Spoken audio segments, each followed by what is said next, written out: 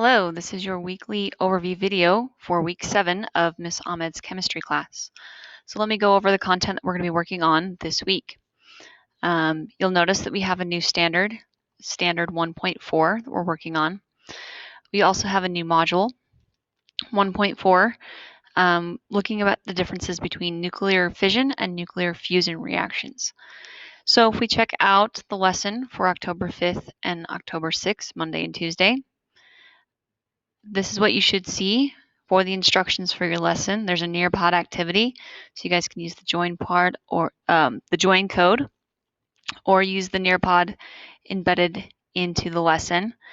One thing you want to make note of is that there is a 17-minute video that's embedded into this Nearpod presentation. You guys do need to watch that video and take notes on the definitions of artificial and natural transmutation, as well as the differences between nuclear fission and nuclear fusion.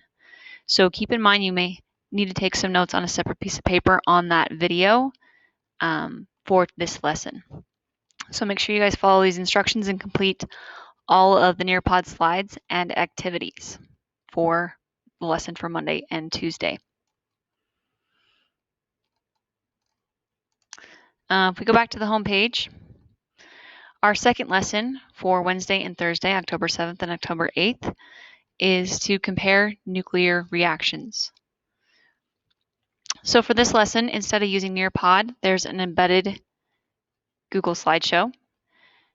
If you guys want to get a copy of the notes that go along with the slideshow, you can click and download on this PDF file and print that out. You may also take notes on your own piece of paper. Make sure you write down the information that you see on the slides.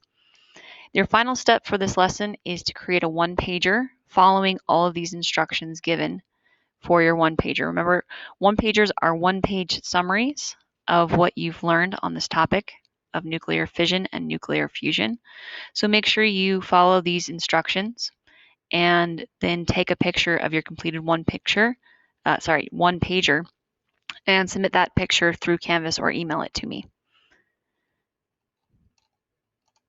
For our assessment this week, the thing that will be graded, the thing that will go on Gradebook, it's a little bit different than our weekly quizzes. What I'm going to ask you guys to do is to read through an article, a passage that you see here on the screen, and then answer some questions in a text box below. So these are the 4 questions that you need to answer in your text box. So there's no quiz for week 7, but you guys do need to read the article and answer those analysis questions based on what you've read.